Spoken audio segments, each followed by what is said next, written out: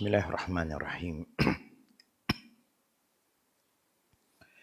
إن الحمد لله نحمده ونستعينه ونستغفره ونعوذ بالله من شرور أنفسنا وسيئات أعمالنا من يهده الله فلا مضل له ومن يضلل فلا هادي له أشهد أن لا إله إلا الله وحده لا شريك له وأشهد أن محمدا عبده ورسوله أوصيكم وإياي أولا بتقوى الله فقد فاز المتقون.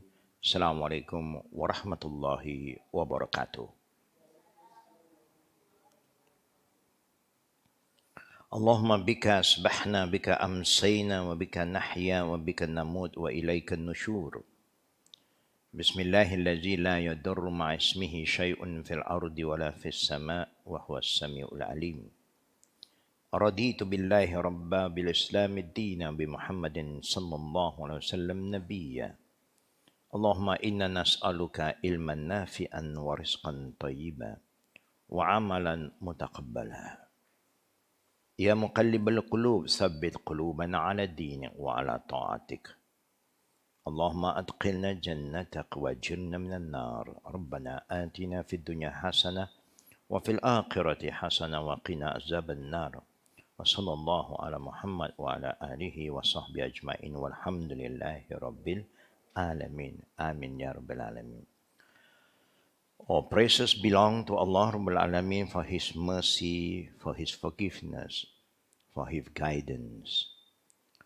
May Allah Rabbul Alamin keep on reminding us what to do and what not to do, so that all of us will be safe here and will be happy in the hereafter. Allah Rabbul Alamin, as the Creator, the all-knowing, the all-seeing, the all-hearing, always remind us to be thankful to Him, to remember Him. To remember Allah means to remember the do and the don'ts, not just remember Allah, Allah, Allah, subhanallah, alhamdulillah, but we keep on forgetting the do and the don'ts. And our Prophet also reminds us to be humble so that we can seek knowledge till the end of our life. Seek knowledge from cradle to grave, there's no end. You can see things keep on changing. Technology is changing. So we must be ready to move forward. And to move forward, you must have an open mind, open heart to learn and never stop learning. And while we are learning, we are exposed to a lot of knowledge. But then the second thing that we feel is to implement the knowledge. We may learn, we may understand, but we are not committed to the knowledge that we have been learning. We keep on failing. And because of that, the mercy and the door of repentance is always there. We have to return back to Allah. We have to look into ourselves and see where is our weaknesses. Our weaknesses today is not that we do not have enough time. It's not that we don't know, but it's we are not committed. We are not serious. Give you some example. When we talk about the fragile vessel, the book that we are referring every Sunday is about a very personal and private relationship between a man and a woman as husband and wife. It started from there. Something very personal. Only both parties knows about both parties' secret weaknesses and strength. The other party may know a bit here and there, but they don't really Know a person until you are with them, stay with them, day in, day out, travel with them, eat, do business with them, then you understand one another. And because of the close relationship, so the relationship become very fragile.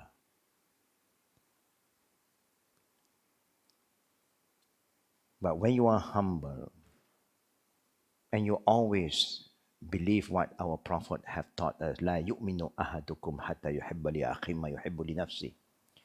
Meaning you cannot consider yourself as a good believer until you learn how to love others what you love for yourself. You love to be respected, so you must learn how to respect your spouses, your partner.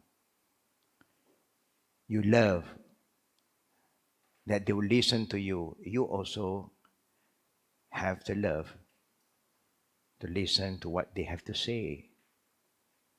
That's how we move on.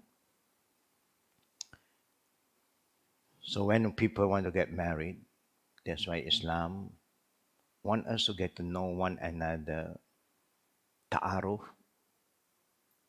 with a third party is possible or in an open area so that we are protected from fitna. After you feel that everything is okay, then you are ready to have a marriage. Then when you want to get married today, there are many types of marriage. One that is not popular is called misyar. Misyar means a woman financially they have everything. They have the wealth. They have their beauty. They don't need any financial support from the man. It started from our Prophet and his first wife, Khadijah, who is a very successful and business woman, very rich, a noble lady, a divorcee, married twice, but still, yeah, everybody want to marry her. But the third one, she was very, very careful. She want to have the best man. And he found in Prophet Muhammad. At that time, Prophet Muhammad was not a prophet yet. He is just known as Muhammad bin Abdullah, the son of Abdullah and the grandson of Abdul Muttalib. That's all. Because of his honesty, because of his trustworthy commitment, seriousness, he never speak except what is right. You can trust him with everything. He will never betray you. The good conduct in Prophet Muhammad SAW attract Khadijah. Now, misyar means a woman who is very rich. He don't need financial support from the man. Whether he is alone, one-to-one, or she become the second or the third wife. She said, I don't need your financial support. I just need to be known to the public. I am a married woman. So no man will disturb me after that. Because when the men do not know that you are married, they will try, yeah, to approach you. But when they know that you are married, they may stop approaching you. This kind of marriage in Islam is legal. It is allowed. We condition everybody have agreed because it is the main responsibility of every man who want to get married to be ready to support the wife financially. Like how the parent of this lady been supporting her, protecting her, give her a shelter, place to live, yeah, buy a garment for her, yeah, give her food and drink. That is the main responsibility of a husband. But when the woman said, I don't need all that, everything is been agreed upon. Yeah, you can proceed. But remember, it's very important not to keep the marriage secret until you have a least reason. You can have a low profile one. You don't have to go and announce to everybody. Just close family members, no problem. Many things in Islam that is permissible, and Islam also show you ways how to move forward so that you don't create a lot of unrest around the environment. So brothers and sisters, today we are going to continue about the wives of our Prophet Sallallahu Alaihi Wasallam. We just highlight a bit about this is not to promote any negative thoughts to the man, no. Just to show the ladies, the woman, who are the wives of the Prophet Sallallahu Alaihi Wasallam.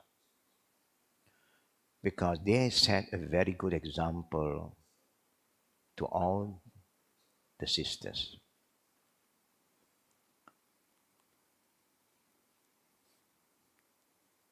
Now we are aware the wife that we are going to talk about today is about Hafsa binti Umar, the daughter of Umar ibn Khattab radiallahu anhu. Also from the tribe of Quraysh.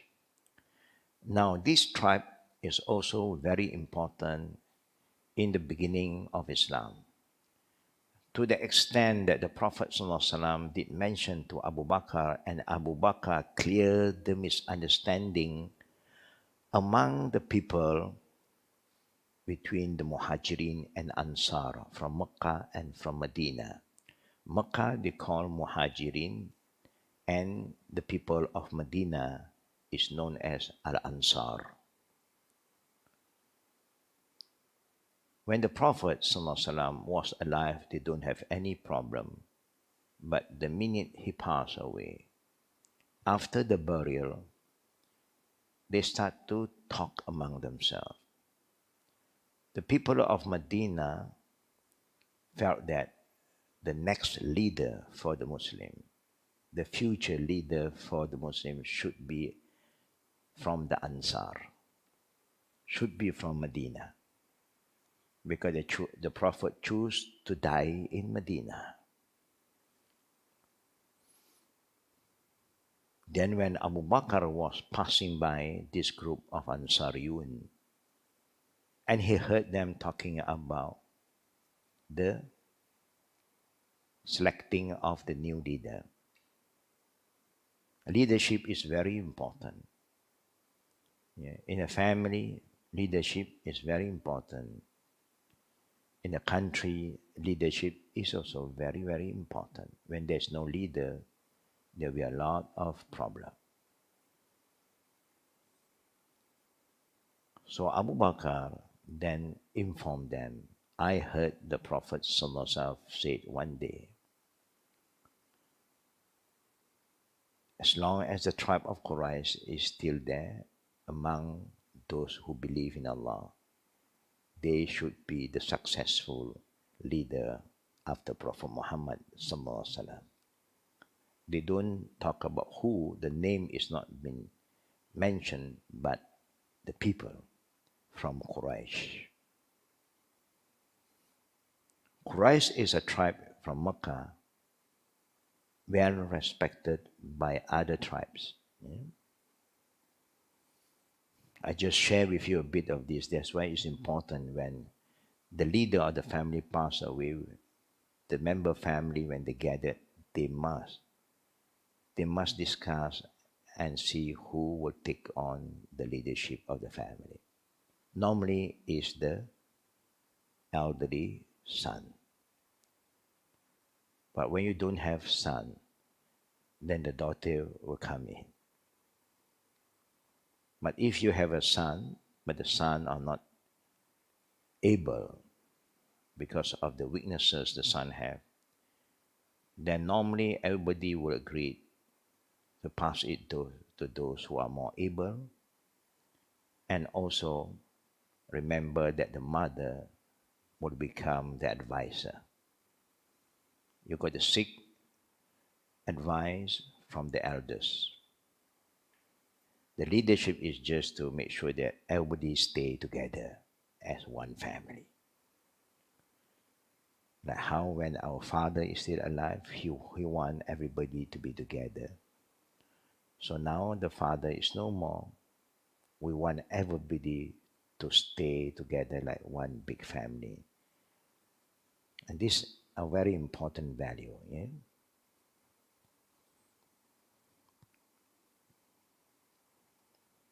Now Hafsa was previously married to Kunya bin Huthayfa as-Sahmi. He was one of the early Muslims who migrated first to Habasha, Abyssinia. The first migration for the Muslim from Mecca is not to Medina, but to Abyssinia, known as Ethiopia today. There's a lot of history related to this area. Yeah. The troop known as the elephant, al-fil, also came from this area, who have the intention to destroy and pull down Kaaba, because they built a Kaaba in that country so that people will go there, but nobody went there. People still come to Mecca because it was chosen by Allah and it was blessed since the time of Prophet Abraham alayhi salam until today. A place that millions of Muslims around the world will visit every year.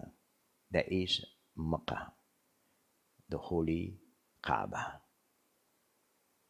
A place that unites all races and tribes, getting together, worship one true God, not worshiping Kaaba. Kaaba is a Qibla.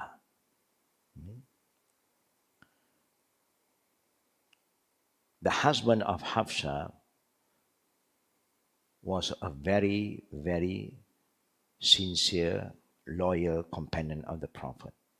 He participated in 2 battles, Badr and Uhud. The first battle that the Muslim engaged is in Badr. The second is in Uhud. A lot of things you can learn from Badr and also from Uhud. Maybe we'll talk about that in another class, inshallah. But what is important is that the Muslim never start any war. But the enemy of Islam keep on promoting like Islam is a religion of terrorists, killing people under the name of religion. That is not from Islam.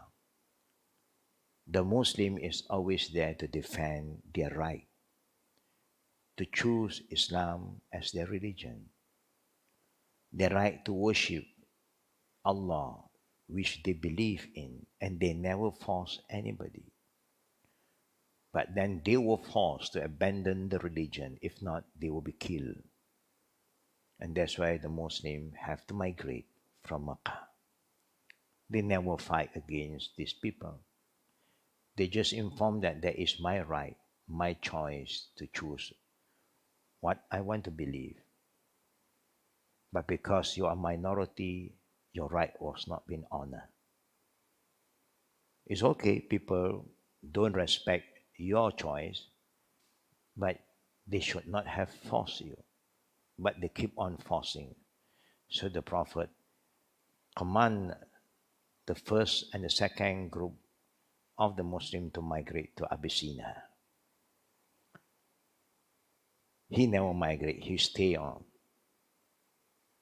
Because His uncle was still alive, and the uncle is there to protect him because he was the leader of Makkah.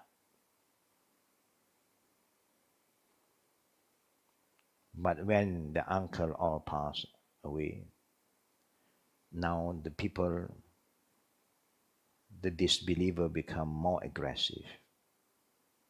They don't respect your right. People talk about human right, but where is our right? Even until today, the West talking about human right, basic right. Don't we have our right? Only you have right. If you are talking about human rights, so honor everybody's right. I'm not going to send my children to any school today because they are exposing our children from a very young age to LGBTQ. I have that right. It was not there. Everybody was happy. Everybody was very peaceful. They are happy to send their children to school. No issue. But suddenly you are going to introduce this kind of nonsense to our children from a very young age. You want to corrupt their mind? Of course, parents who love their children will not allow that to happen because it's the basic responsibility of parents to protect the children. And this is very important. To protect your children, brother and sister, you should start to look after them when they are young. Before they reach the age of 7, you should be monitoring their growth, giving them all the good value, teaching them all the good words, not all the dirty words, not the cursing word. Show them good conduct. Because you can develop, make them better children from young. If you just allow them to do anything, say anything, you don't really monitor them until they reach the age of 15. It's too late. That's why we have a lot of problems today among the younger generation. Because we give them a lot of freedom, everything they like to do from very young age. They don't know the difference between what is good and bad. They just follow their feeling and follow the environment. So we must guide them. What is right, share with them. What is wrong, also remind them. But we have given them a lot of freedom. And after they reach the age of teenager, we start to suffer. Why my daughter like that? Why my son? You have to answer it. Because we have failed, to educate them from a young age. How young you should start them? The minute they can talk, you should control their words. If they start to scream at their mom or the dad, you cannot allow that to happen. But sometimes they thought that is normal because they pick this character from you, from us. When we talk among ourselves, we like to raise up our voice. We like to scream, shout. So they also learn how to shout. Everyone must be ready when you want to have a family. I want to have a happy family. You must learn how to be happy, how to be grateful and thankful, whatever you have. Be contented. Don't keep on demanding. Yeah, there's no end. You want to compare your life, always compare with people who are lower than you. Don't compare with people who are higher than you. Then you'll be contented. That's how life moves on. Now the husband of Hafsa participated in the battle of Badr because The enemy of Islam was not happy when the Muslim migrate to Medina. They're planning an attack to come after them. To that extent, they don't leave the Muslim in peace. So they have to prepare themselves and they engage the first battle in Badr. Allah gives them victory, 300 old Muslim, very, I would say, with minimum equipment, facing 1,000 over army from the Quraysh, with all the war equipment, all the horses, the camel, their sword, the bow and arrow, where the Muslim have very minimum means, but they have time, Allah said, for you to defend your right.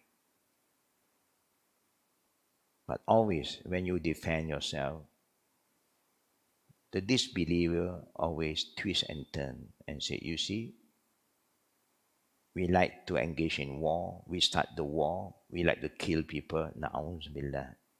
That's why Allah said in the Holy Quran, killing one soul, innocent soul, is like killing the whole mankind on earth. Saving one soul, you value one life, is like you value the life of everybody. This is what Islam taught us. But the non-believer, they have been killing millions of people. Nobody can say anything. They always keep on conquering territory. And they rob the country, rob the wealth of the country, and they kill innocent people. Nobody say anything. They are the number one terrorists. But because they control the media, they corrupt you, and you thought that they are here to help you. No, they are here to rob and destroy your country.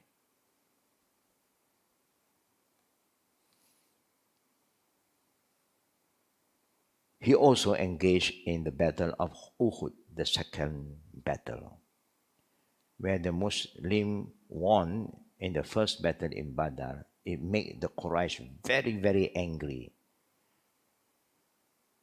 And now they prepare for the second attack. And now they are coming closer to Medina. Badr is a bit far. Now they are coming closer. Anybody who go to Mecca, normally they will visit Medina, and whoever is in Medina, they will visit Uhud, Mount Uhud, where the battle of Uhud started. In Uhud, the enemy of Islam was led by Khalid ibn Walid. After that battle, Khalid ibn Walid became a Muslim.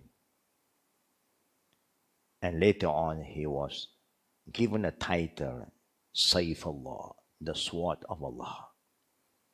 Because he's a fighter, a warrior. He's very good in the battlefield. He became a Muslim after realizing what he was doing is so wrong, so inhuman.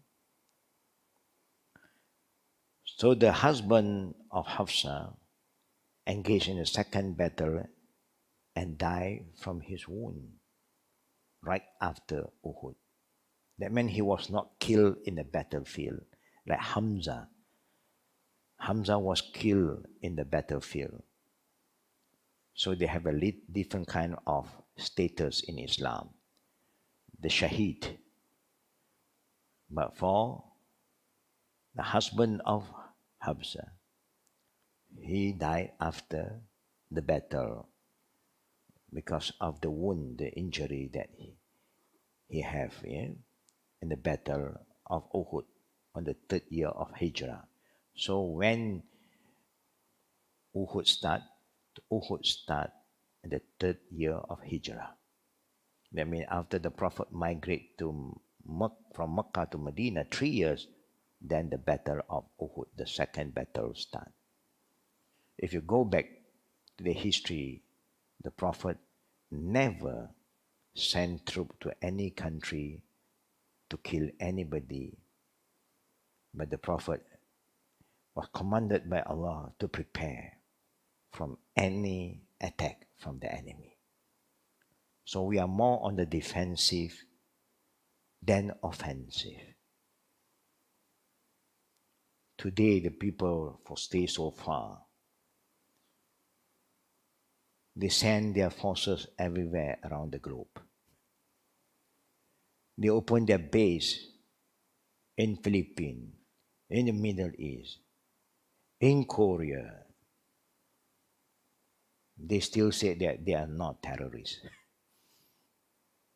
They can do anything. They want to control the space. They want to control the sea.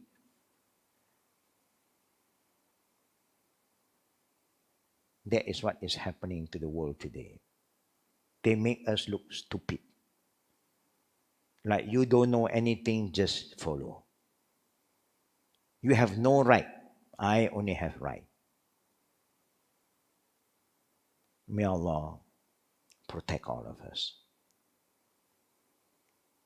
Now, after the death of the husband of Hafsa, the son-in-law of Omar ibn Khattab, Omar offered his daughter Hafsa to their close friend Abu Bakr. They are very close. They are all a very close companion. You see, the closeness among them, they don't feel like today, when we are close to each other, our children should marry with somebody who is further, not people who are closer. But for them, no, they value the relationship.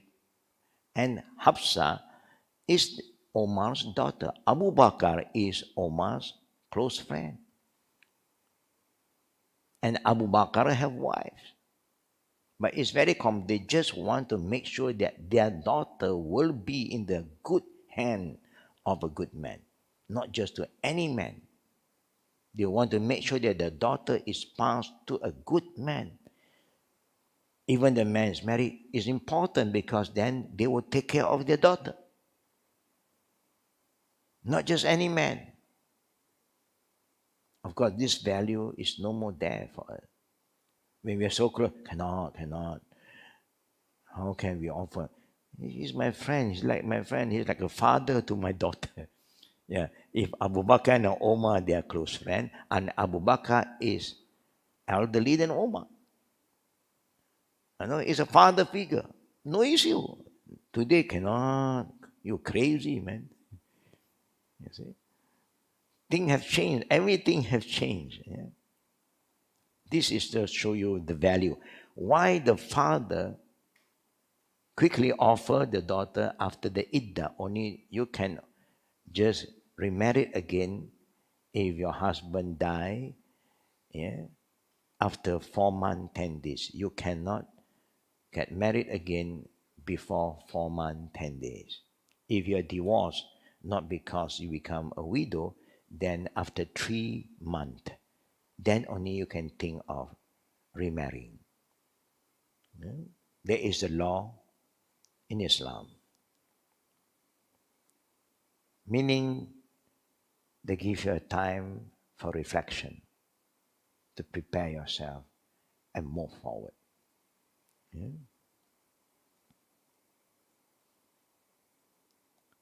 He offered to Abu Bakr and their close friend Osman, not to a stranger, but to close friends, who are all very close to each other and like a father figure to Hafsa. Both declined marrying her. In a nice way, they said, and they decline. They don't accept the offer. Of course, it upset Omar. Omar hoped that And now my companion, my close companion, become the father. Yeah, what you call the father-in-law. They get closer. They get closer now. As friends, now they are related as a family. They like that kind of closeness. Yeah. So when Omar was upset, the Prophet ﷺ saw it and he consoled him. The Prophet will always be there to keep on advising his people, his companion. He doing that is not my problem, your problem, I leave it to you to solve it. No, the Prophet will come and give them some good advice. And the saying of the Prophet, one who is better than Osman will marry Hafsa. Give him hope. Don't be upset. You want the best, but may Allah give your daughter a better husband.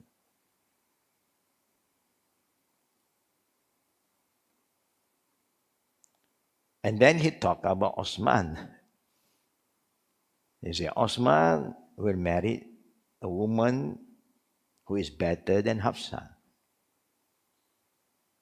And it's true, Osman married the daughter of the Prophet. And it's true that Hafsa, the Prophet married her. Of course, the Prophet is better than Abu Bakr and Osman.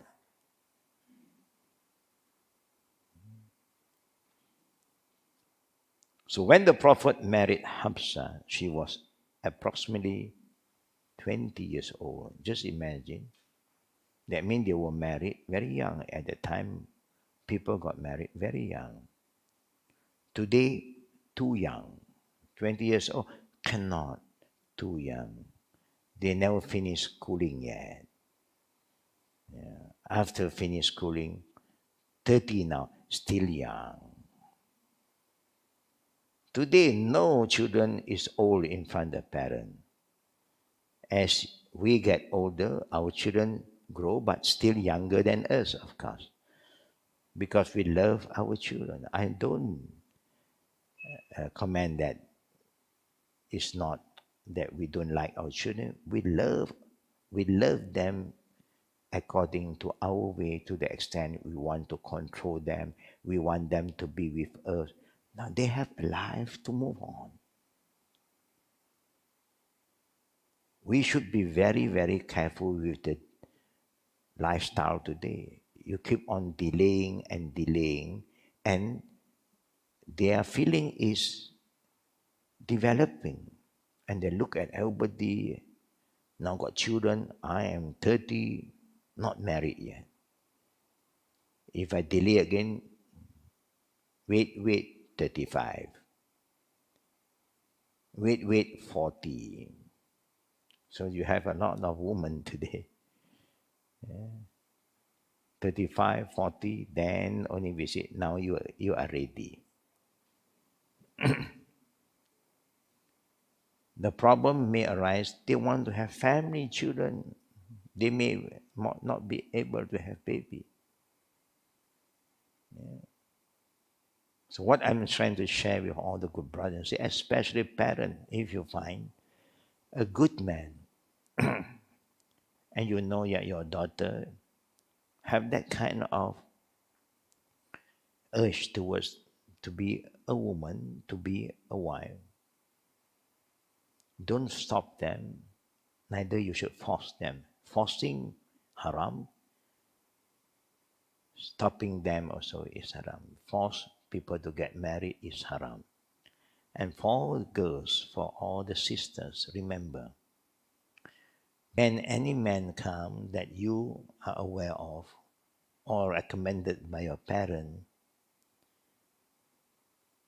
to be your future husband, and if you don't feel good, of course you have a choice. First thing you have the right to know, I want to know who is this man. You have the right to look at this person, not just through Twitter, YouTube, because people give you another picture. The real person may look different. So just invite, yeah, for tea or anything, your father, invite them, and you just have a look. If it do attract you a bit, Alhamdulillah. If so far when you look at him, no feeling at all. Yeah, because they say the look do play a very important role. If there's no feeling, don't keep quiet. If your papa say, we are planning for the engagement, never keep quiet. Because your silence means you agree. You don't blame anybody. If you are not ready in a nice way, something do not really attract you from their look, you can say to your parent, Papa, I am not ready. You don't go and comment about his look. This man ugly. He's a bit black on the black side. I want a whiter side. I want the white chocolate, not the dark chocolate. You don't go and compare a person through their color. It's not good. Yeah. When you hurt the other people feeling, the evil eye come in. When he got hurt and he's not happy with you, he like you so much and you belittle him, he may play black magic. Okay, you don't want me. I make sure no man marry you. That's why you heard a lot of cases sometimes. Then she just cannot get married. Try, fail. Any man come closer to her, problem. So we don't create this evil eye. So you must use a very good word. Don't say anything bad about the man. Maybe you are not attracted, but other women prettier than you may be attracted. You don't know. Our eye, we have the same kind of eyes, but we may have a different kind of value. That's why you see a lot of beautiful lady have a normal kind of guy. Sometimes you say, how can this girl go and fall to this man? I am better than that guy. No, you don't compare like that. Because the beauty is in the eye of the person who is looking at him. Somebody want tall, but not everybody want tall. I want people who middle size. Somebody say, wow, this guy is overweight. Some people love that size. So you cannot complain. Anyhow, when the Prophet married Hafsa, she was approximately 20 years old. The Prophet divorced her once. And one thing we learn, that's why in Islam there is law of divorce. And there is a chapter in the Quran talk about divorce, talaq, Surah Talaq. And there are many ways of divorce in Islam. Very unique because Islam is a very detailed, comprehensive religion. It covers a lot of area that a lot of people are not aware of it.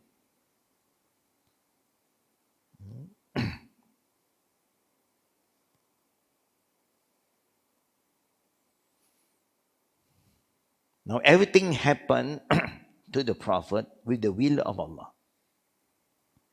So that the Prophet set a good example to the future generation. Can you divorce? Yes. Then you torture one another and you force one another to stay on with a marriage that have failed. No point. When there's no peace among a husband and wife, after you try your best, but still there's no peace. Looking at each other is like looking at your enemy. What's the point to stay on? The enemy within now. You cannot do anything. You don't like him, but he's there. You have to cook for him. And he also don't like you. Keep on complaining. Not right. This was not right. Everything not right. Before married, everything right. After married, everything not right. We don't know what to do. Keep on complaining and you don't help. If you want the house to be clean, offer a helping hand. No. You like to dirty the place and you expect the house to be clean. You like to litter here and there, you expect everything to be clean. And being human, sometimes you are very hardworking, active, alhamdulillah, you do your job. But sometimes you get tired. No, tired or not, I want it to be clean. So what is your duty as a husband? You don't do anything. You want to eat, help, give a helping hand. You don't know how to cook, let her cook and you clean. Is that difficult? No. I'm just eating only. I don't even know how to wash my plate. But I know how to wash my hand. Astaghfirullah al-Azim. What kind of man are you? Yeah. Just an example. You want good, work together as a team. It's a teamwork. Help one another. Our Prophet showed the best example. He offered his helping hand to the wife at home. He never treated the wife as a slave. No. He's always there for the wife.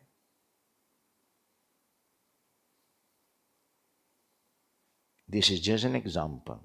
Yeah? You must always give the best if you want the best. No? Normally they say when a husband is sick, you see the wife is always beside him. And the wife will make sure he'll bring the food to him, clean for him, wash him, everything. When the wife is sick, what happened? The husband is there. Some of the women is showing this. That means most of the time, say, husband is busy. He is always busy. This is the time for you to show your love and care. You must be there. Don't force them anymore. Let them rest.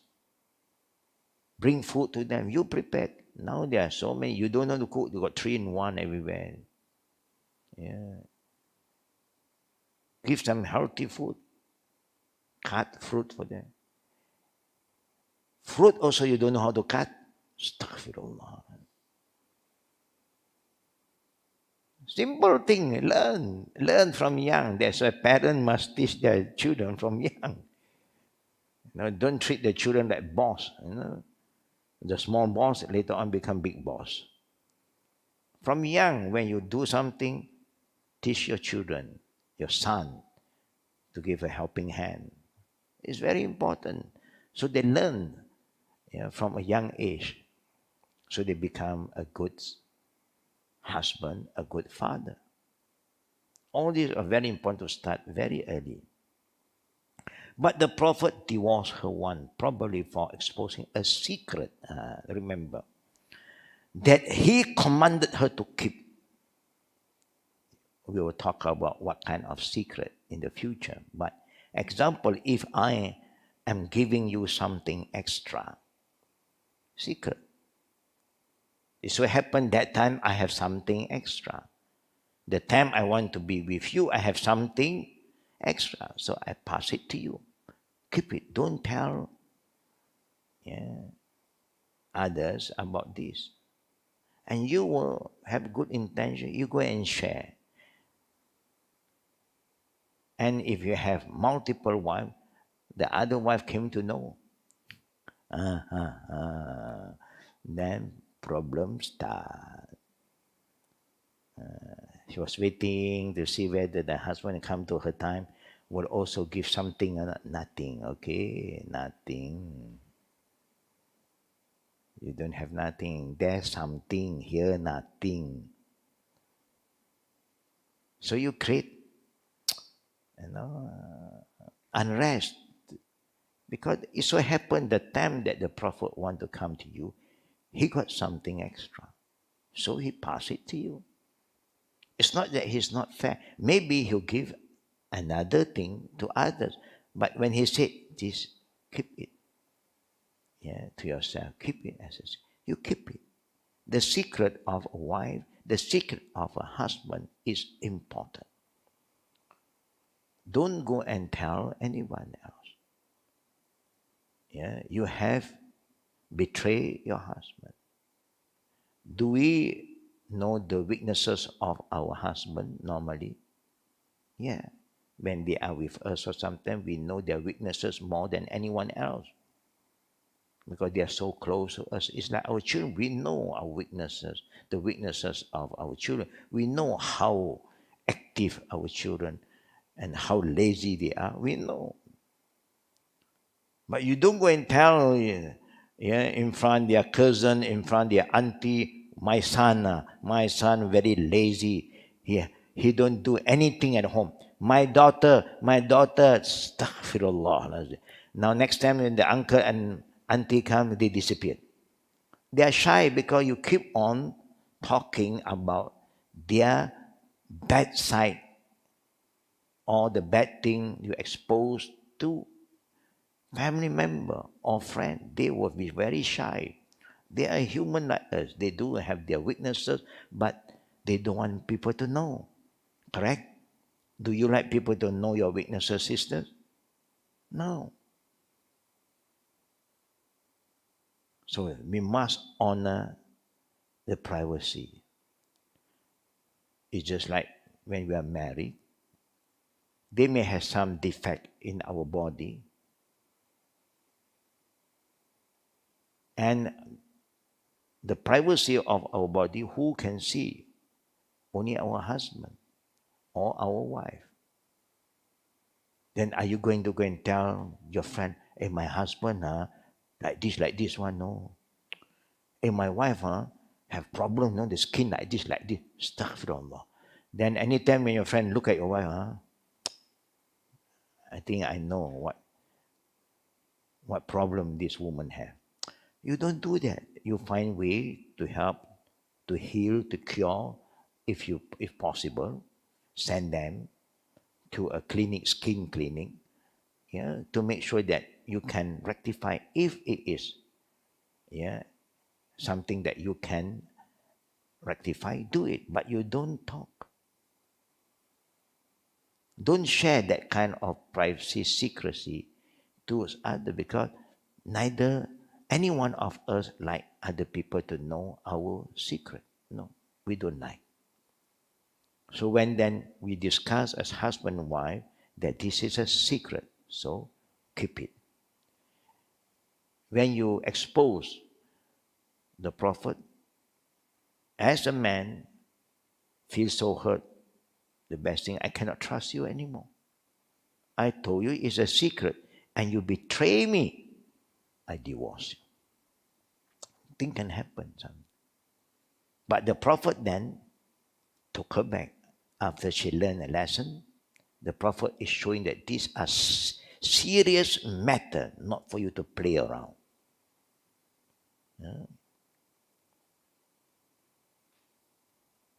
Then Allah command the Prophet to take her back.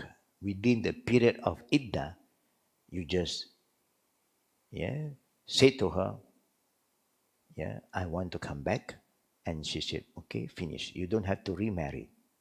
But after the period of Iddah, 3 months, if you only come back after that, then you have to conduct another marriage. That means you have to go nikah again, mahar again. Dowry, everything you must start like before. But within 3 months, you don't have to do that. You just agreed upon, and then you are husband and wife. So Islam is so detailed that teach us how to solve your problem, how to divorce. They got a divorce that you can rectify, reconcile without getting married again. They got a divorce, that you have to conduct a new marriage. They got a divorce, no more reconciliation. No more. Yeah.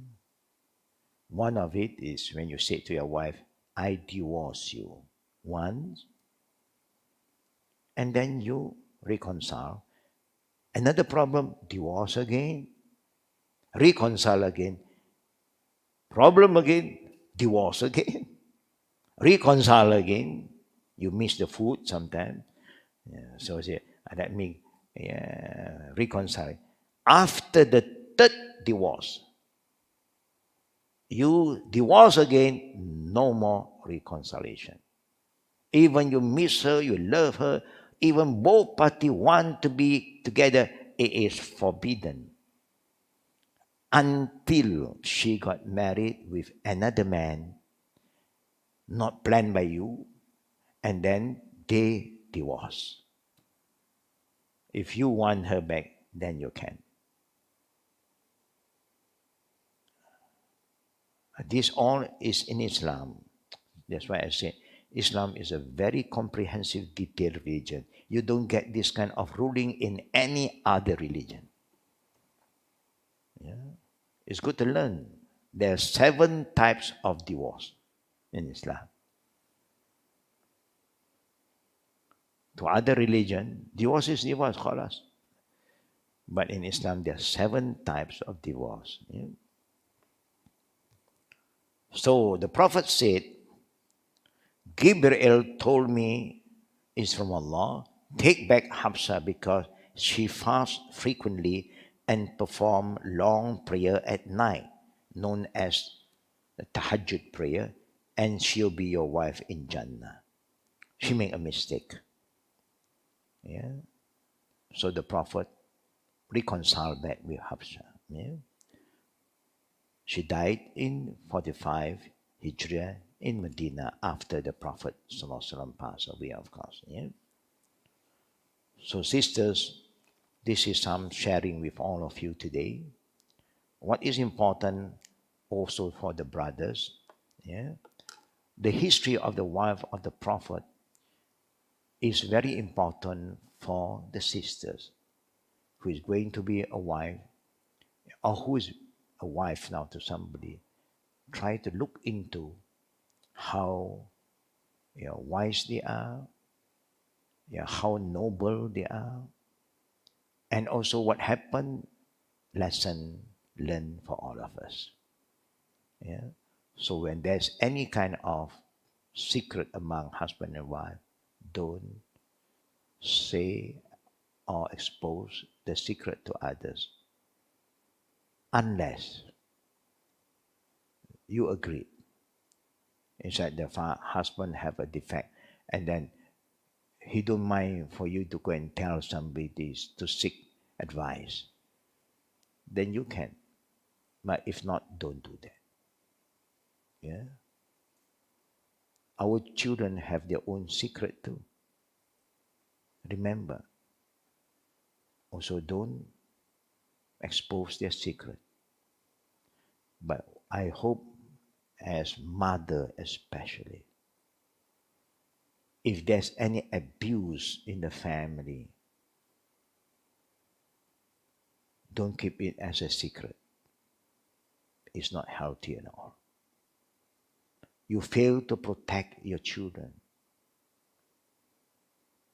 You have no right to take care of the children anymore. The children is under your care, protection, but you abuse them.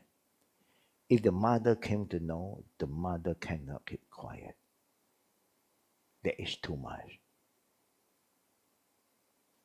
To discipline one another, okay. Child abuse is haram. Your duty is to protect your children.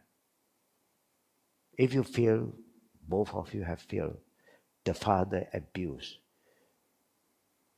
your case's father may also have intimacy with the children. How can a mother allow this to happen? How can the child keep quiet? They have the right to protect their right. There is no secret. If you don't want to say anything bad, you just say, I don't want to stay in this house anymore. I cannot stay here. Not safe for me, that's all.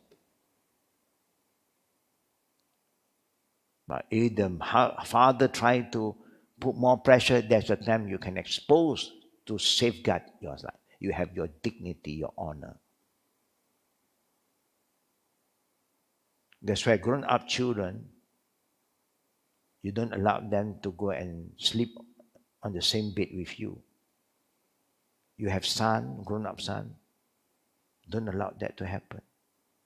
Grown-up daughter, oh my daughter, sleep on the same bed now. Shaitan, work harder. You just lost your control. And then you have relationship with your daughter. You lost your control. You have relation with your son. What is going to happen? That's why Islam says you reach certain age, children must be isolated. Children want to come to your room, master bedroom, must knock the door, seek permission. They just cannot walk in, cannot. Because maybe you are just going into the washroom, coming out, and you are not properly dressed, and then suddenly your son just push in and saw the mother half naked. Or your daughter just push in, saw the father naked. It's not that we want to show them, but the adab, when your son and your daughter reach certain age, cannot enter the master bedroom when it's closed without knocking at the door or seeking permission. To train the children to have shyness. The same goal, you don't allow your children, your daughter who's growing up, to wear half naked and walk in front of you, all the short, all the underwear, and feel normal at home. Oh, my father is okay. No. When they age, they must cover their aura, the minimum aura. That's why there's a lot of bad thing happening at home because of that. Too exposed. And we are human. Shaitan work on our feeling. And our daughter look more pretty than our wife sometimes. And our son look more handsome than the husband. Things can happen, brothers and sisters. So Islam is here to protect. Yeah, that's why they said protection is better than cure. Yeah. Prevent from anything bad to happen. So even their dressing must be proper. Yeah. The same go to, when your daughter is still young, toilet, don't let a man go and help them. Let the mother, the sister. Because it's not good. They lost the shyness and then everything exposed. So may Allah protect all of us, protect our children. And please, whatever we have learned, try to remember and try to follow. Without that, we will never become better. Without that, we will never progress. If there's any question, now we open to Q&A. Fatafadal.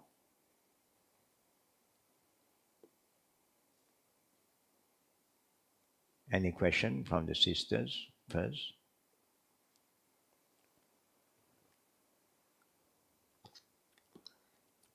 You just have to raise up your hand. The brother will send the mic to you, inshallah. Any question from the sister?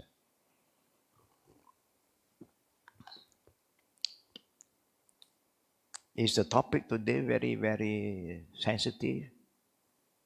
Some area, yeah? But something to learn, because in Islam there's nothing to be ashamed of, to learn something that is important, that is happening.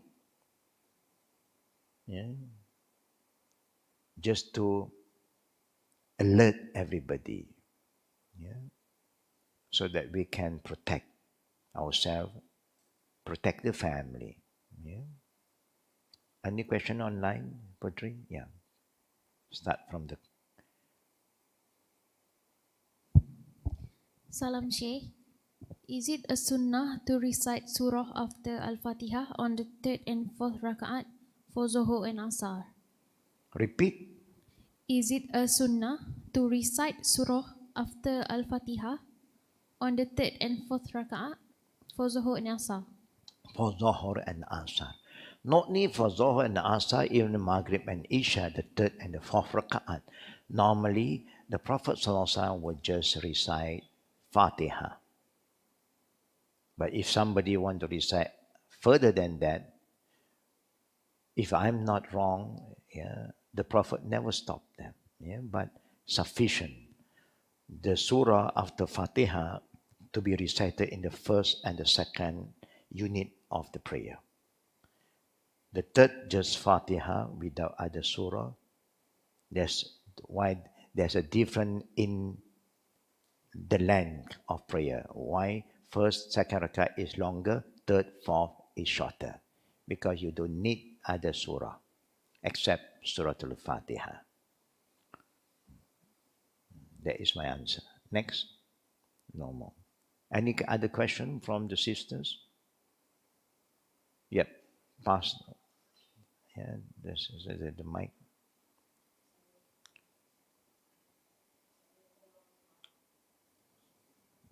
Oh, I want to ask, is Did that you true? give a salam just now? Yes. Walaikum salam wa rahmatullahi wa barakatuh. Okay, continue. All right. I want to ask, is that true that there's a hadith that says we cannot look for missing items in the prayer in the masjid? You cannot what? Announce the missing items. Oh, missing item. Yeah, because this recent Ramadan, I lost my bag was stolen in the masjid when I was doing my prayer, and I don't know where. When I ask people and then they just ignore me, and I don't know how do I ask for help and how do I because of my kakis and my I see. everything is inside and there's nobody to help me. I don't know. Is that true? The No, hadith? no. No, the hadith of the Prophet generally is telling the people the adab of the mosque. First, the adab of a mosque. Please remember, a mosque is not a house, it's not a club, yeah, but it is a mosque. When you enter a mosque, first adab, you cannot sit until you pray 2 rakat. If there is a prayer going on, you just join in and join the congregation and pray. Then the 2 rakaat is not, it's not required anymore. But if you enter no other prayer, you want to sit, pray 2 rakaat. Number one. Number two, the mosque is not a market that you are going there and selling your goods. No. This is a mosque, place for you to reflect, to stay closer to Allah, to remember, not go and bring your product and then sell in the mosque.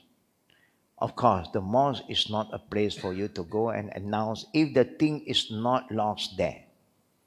If you lost something outside, you don't go to the mosque and say, please make announcement inside. No.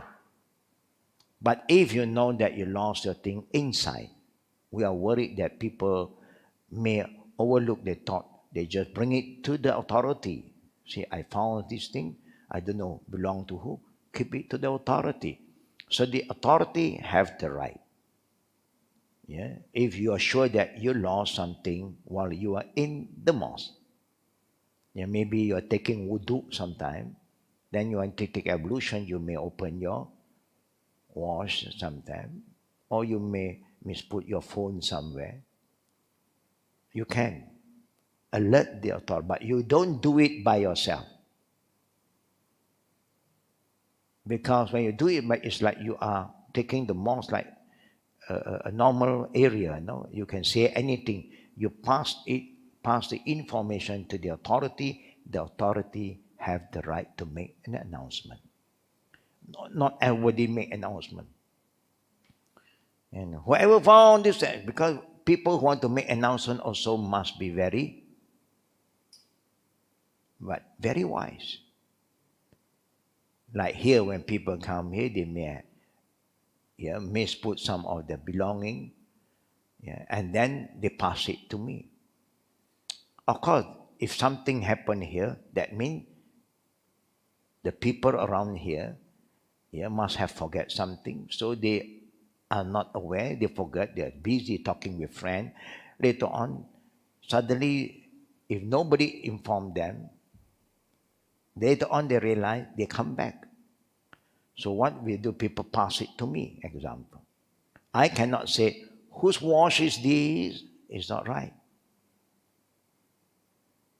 I must inform that whoever lost or misput anything or lose something, please see us.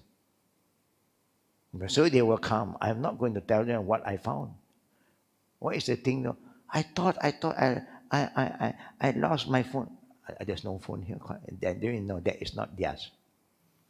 Because you do not know. Maybe the person have left. She's not aware. She have left. And some Tom and Harry is around. That's mine. That's mine. And then you innocently going and give the thing to the person who is not the owner of the thing. If they say, I lost a watch. I also want to know, what kind of watch do you remember? Now, I will do that. To me, I will do, what kind of watch? If you are wearing the watch, you should know. I'm not going to pass it to the wrong guy. So you must be very careful to make announcement. Yeah, you can, but there's thing that is forbidden. Don't make the mosque is like a market area. No, don't do that. Okay? Yeah, because you know you lost it here. Yeah, so you can alert the authority. Alhamdulillah. Any next question? Fadda.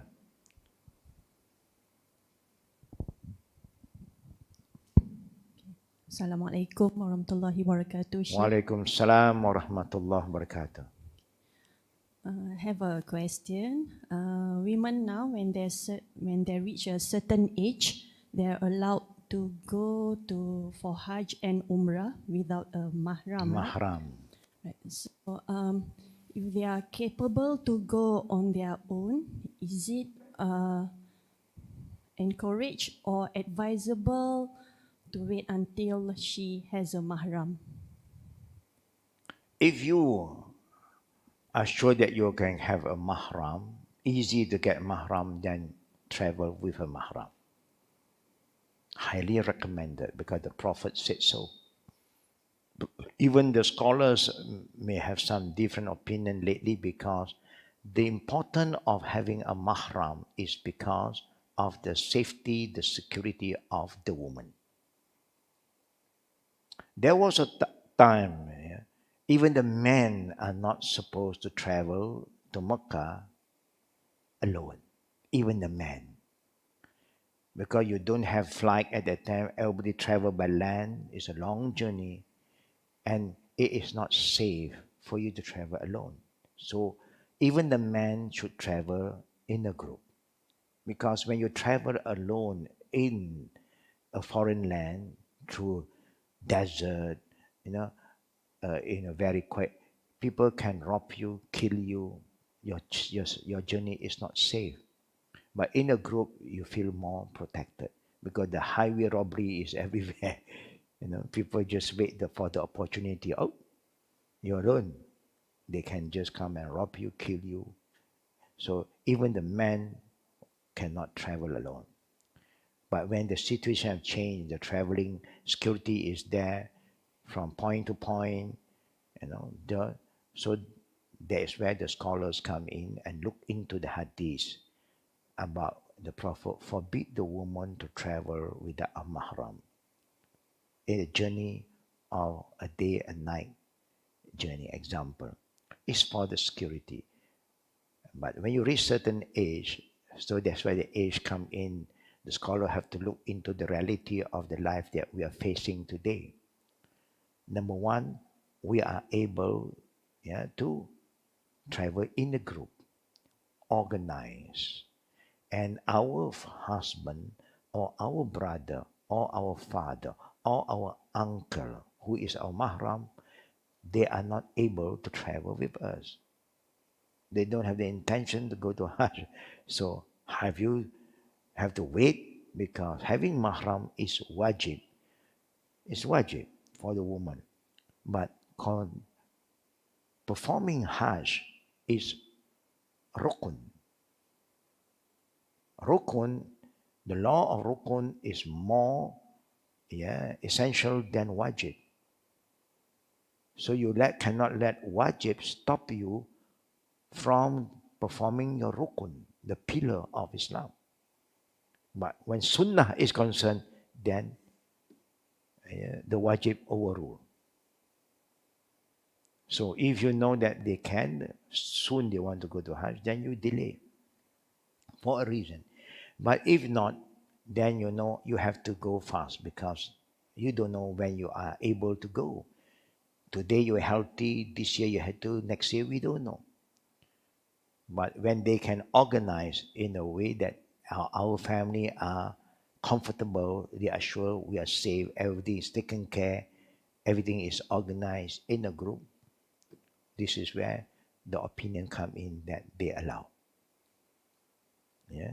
Even now you look at the traveling for children, they feel very, very secure with the parent concerned. They just inform the airline prepare everything document, and then the children will be given pass over here to an officer, and she will personally guide the child straight to the aircraft. And then when they arrive, somebody is going to pick up, everything is been organized with the handphone, everything. Have they arrived, calling, alhamdulillah. To the extent, the security for the travelers today are very different from the time of a prophet. And that's why there was a hadith from the prophet, the end of time, before Qiyamah, before Doomsday, you'll find a woman can travel alone all the way from Yemen to Syria. Example, just an example. From Yemen to Syria, to Sham, or to Najd, example. Yeah? To show you that when the security is there, when you feel secure to travel, then the rule may change. That is the standing of Islam. Naam. Hafiz?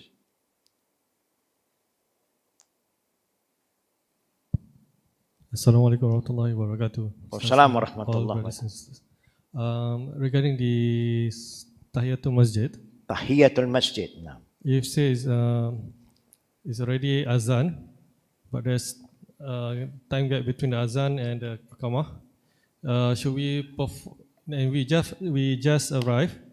Should we perform the Tahiyatul Masjid, or we should perform the Qabliyatan? Okay. This is also a very interesting question. Now, say you are going to the mosque. When you enter the mosque, before entering, the azan is on already. So you know there is a sunnah prayer before Zohor. There is Qabliyah for Zohor. So you enter, then you just pray Sunnah Qabliyah. When there is a prayer conduct, before sitting, then the Tahiyatul Masjid is considered not necessary anymore. But when there is no other prayer, you want to sit, that's where the command come in. Lad, you see, when you إذا دخل المسجد فلا تجلس حتى يصلي ركعتين. But when you enter, there is some sunnah prayer that you want to perform, then automatically Tahiyatul Masjid is not Yeah. I mean, it's not a command anymore. You don't have to do it anymore. Only when there is no other prayer. Just example, you enter, you are late, you are going to pray a Zohar alone, example. You are just going to Faru. Don't have to do title masjid. You just pray Faru. As long as there is a prayer conduct, then the rule of title masjid is not reinforced anymore. Okay? Alhamdulillah. Any other question online? Ustaz, can I ask another one question? Okay. Okay, for example, if we are Musafir, You are Musafir. yeah, how long does it applies for us to Salah the Jama' Qasar? For Musafir, go back to the teaching of the Prophet, they don't limit the days. Scholar may have opinion. Some say 3 days, some say 1 week, some say 2 weeks. Because there is no fixed day by the Prophet. So the only best way to know whether you should carry on or you should now start to pray like normal prayer. No more shortening the prayer, but pray the normal raka'ah. You ask, you must be sincere to yourself. Can I still consider I'm a traveler? If you feel, yeah, then you have the right. But again, if you are praying with the local, you don't pray qasar, you follow the imam. It only applies when you pray alone. Back to the hadith that we have collected, from so many references. The Prophet 20 days in Tabuk. The Prophet was more than 3 weeks when he was in Makkah. He prayed qasar. Qasar is like something the Prophet command you to do. It's not a choice. But Jama' is a choice. Jama', you combine the 2-day prayer, you perform one time. Either you perform Zohar at Zohar time and bring Asar forward, or you pray Zohar at Asar time, you bring Zohar backward. That is called Jama'. And day to day, night and night. You cannot pray Asar and Maghrib Jama'. No. Only Zohar and Asar, Maghrib and Isha. Fajar, no Jama'. But Qasar is a command. To the extent the Prophet said, Haza sadaqa min sadaqatillah, faqbalu sadaqatah. This is a gift from Allah to you, just accept. When you are a traveler, Allah make things easier for you. All the 4 units of prayer is shortened to 2. To show you how easy practical Islam is, and there's no reason for you not to pray. Oh, very difficult, I'm a traveler, huh? Difficult. If a person who really want to perform prayer, they will never feel difficult. And sometimes because of the advantages that Allah gives us, is a gift, people like to travel. And Allah loves people who travel and look at His creation. The more you travel, the more you're exposed to many new things and you learn a lot while you're traveling. Just man.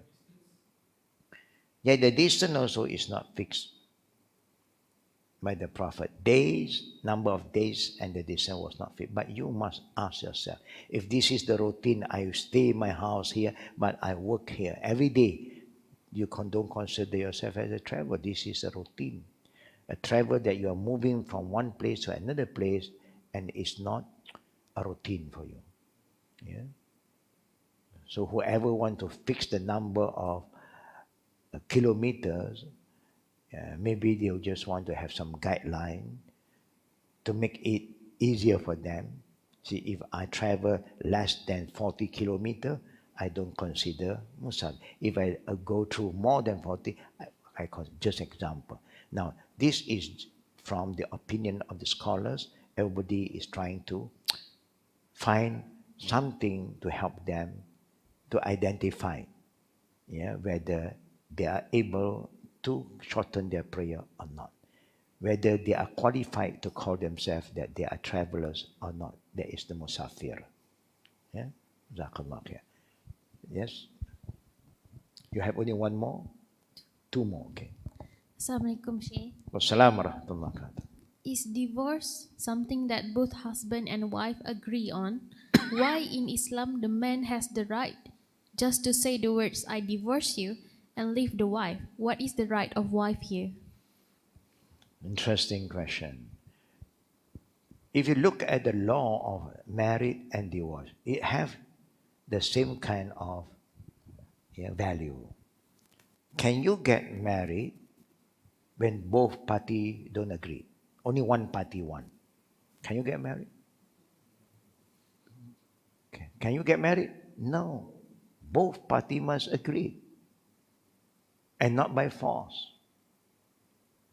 The same goes when divorce. By right, both parties must sit down and discuss. Of course, in Islam, the Prophet gave priority to the man. The priority was given to the man because men are more careful sometimes. They are not so emotional than women. They must be very careful when they want to say, "I divorce you." Because if you play around, the punishment of Allah will come. But normally men are more careful to use the word. Allah knows best. Yeah? He created male and female. Women also have right. They also have right. But generally, women are more patient, tough. They can hold on. Yeah, they can compromise to another level. Women normally have better strength. They can be, but some women who are very emotional, problematic. Be back at 2. You were stuck in the traffic jam, you came back at 4. I divorce you, khalas. One divorce, khalas. Because sometimes, you see, divorce is there, but it's not for you to misuse it.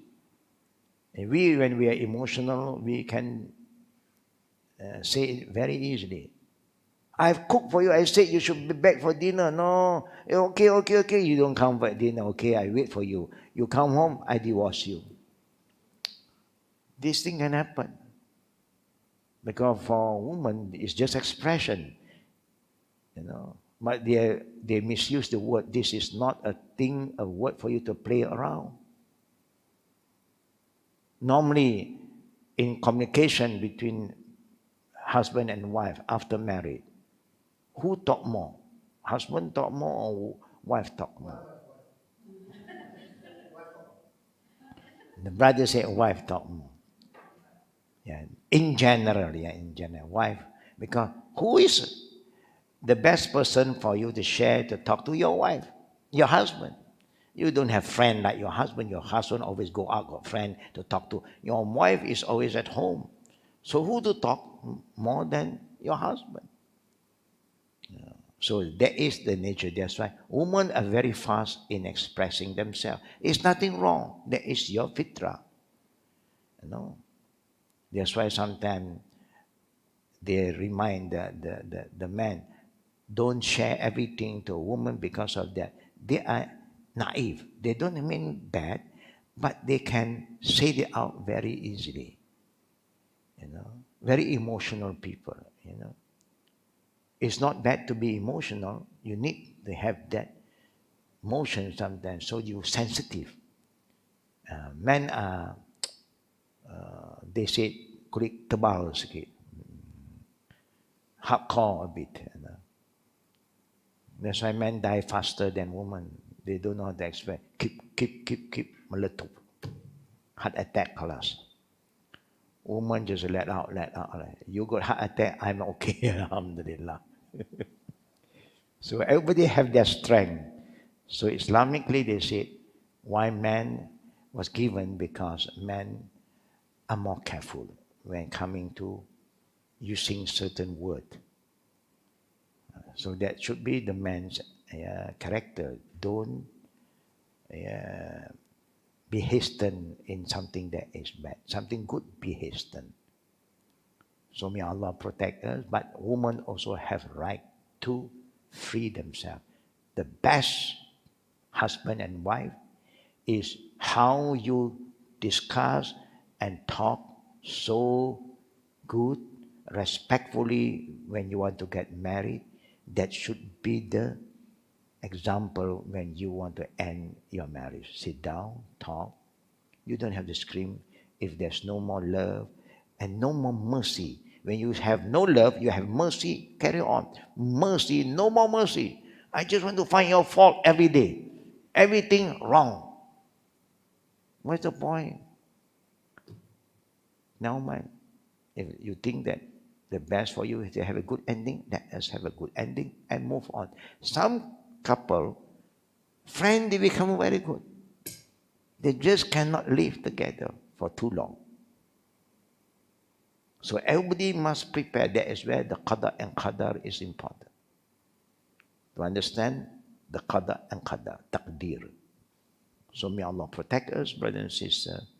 Of course, whoever want to learn more in the future about this topic, about the divorce, one day we will talk about it, inshallah. Wabillahi tawfiqi wa raqli da'wana walhamdulillah alamin. Last one. Is that true that Muslim and the person after shower taking the wudu, they are not supposed to contact each other, husband and wife? No, you can. The Prophet himself does that. After he take wudu, going out for prayer, he hugged his wife, he kissed the wife, and as long as you know how to control your motion, no problem. It's more of our love. It's like we hug our children. I don't think you hug the children when you go out to pray. We are feeling, then you cannot go and pray. So there's nothing wrong.